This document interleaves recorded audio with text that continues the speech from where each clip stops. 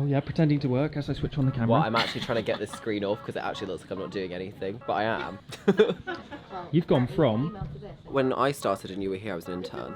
And then so you... that was 3.5 years how ago. How many rungs have you climbed? I'm now a senior campaign manager. Put it there. Thanks. Well I mean, done. I can't believe that, but... Oh, best believe it. Switch that screen on and do some work. It's not for me to talk about, but you can get loads of good content.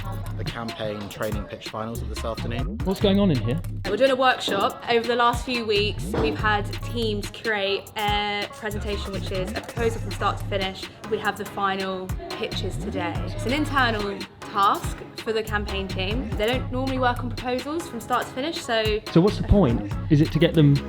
it's for fun. It's to be able to identify, okay, who's actually really good at coming up with some cool creative strategies so that we can put more proposals for the future. But it's also, they might be really good at like the paid element when they come around to presenting. So okay, let's get them on more paid campaigns. I mean, the first round, we just had it with us, and today there's going to be a few other members of the team in, and that adds another layer of pressure and stuff. Are these chairs going to be filled?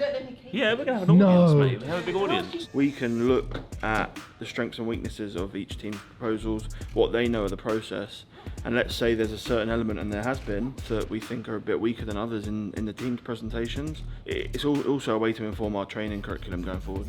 Anything to add as you finish your last Mackie roll? It's a great way to just see who's creative, who have we not seen before, and who should we get on more proposals, basically. But okay, you're getting people to stand up and pitch. That's horrible. No one likes doing that. Got to throw yourself in the deep end. Oh. So the presentations with 4 different clients. Hell no! Are these people we actually work with? No. So brands, if you want to influence a campaign, we've got some good Hit us presentations. up. Yeah, we've already done the work. Yeah, we've done all the work. If I was presenting, I'd have a meltdown. Presenting in front of some pretty big hitters at Goat.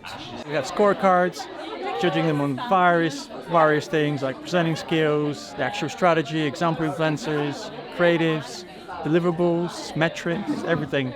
We talk about having a meritocracy. Yeah. Is this the type of thing where people launch themselves? Exactly, yeah. We want to see who can pitch, and it's a great opportunity. The guys have done so well bringing this together. I haven't seen any of the pitches yet, so I'm really excited. Down to the final 3, I think. You seem to be laughing and smiling in a moment of real, quite emotional distress. The moment of truth, so we're a bit nervous. Good luck. We've got this. So the overview is we're running 3 campaigns over 3 months to drive traffic and awareness. So what if we sent influencers a custom PR box with the sole purpose of getting them to create their own denim exactly how they see fit? Being a big brand, worry a bit about influencers at a festival. How do we govern that? And is there an extra cost for having Goat members on the grounds? Absolutely not. So that would be included in us going to the festival with them as well in the production cost that I've laid out in the deliverables. But we would make sure that no content would go out without our eyes over it, any approval, and we have this really a strict briefing process. So where we created this one for Always On, we would do the same for the festivals, but this would be even in more detail, and the do's and don'ts we would work with you to figure out exactly what you do want and what you don't want to be mentioned in the content, and if influencers go across this at all, that's a complete breach of their contract, and we'll lay that out in both the brief and the contract. Who their favourite actors during the festival, what music platform do they use, what their favourite playlists are. Hell no! And even some more maybe festival experience stuff. Obviously, working this way, it still allows awareness to be the primary objective here, but we do implement traffic. Social media has really become a space for niche communities, storytelling, and really fostering that sense of belonging. We're looking at their understanding of the business, their understanding of how we source our influencers and why we source them, and what the client wants to hear and what the client doesn't need to know. So it's about that different level of knowledge and different layer of appreciation, I guess, for. And how do you know that? Just years of experience and hard work? So, in terms of the consideration layer on paid media, how are we going to measure the success of that? How do we measure our impact within the market? We can do brand uplift studies, but that will require additional budget. That's not built out into ours. And do you work with Nielsen or someone else? I'd have to go back to you on that. You're so mean. It's the hottest ticket in town. I know. We're not allowed in. Wow! Woohoo!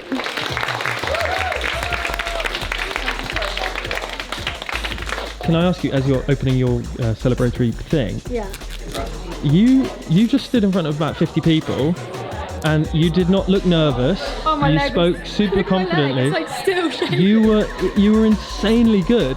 thank you. That and means a lot. And it made so much sense. Good. I would buy that campaign. You would. You'd spend that. Which budget option?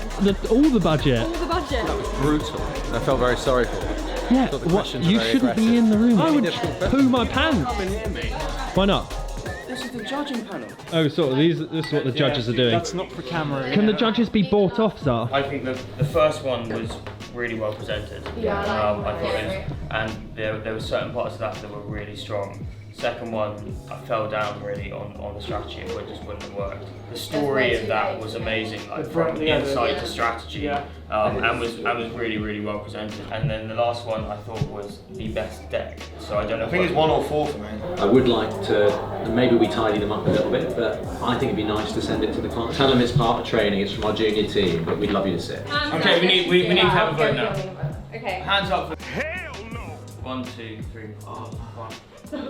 That is a majority. Yeah. So that was a little window into how people at Goat are put through their paces to learn, to grow. Not one single person wilted whilst presenting in front of very senior people in the business. That footage was actually from a few months ago. I totally forgot that I filmed it. I thought, let's unearth it. I hope you enjoyed it. Thanks for watching. Goodbye.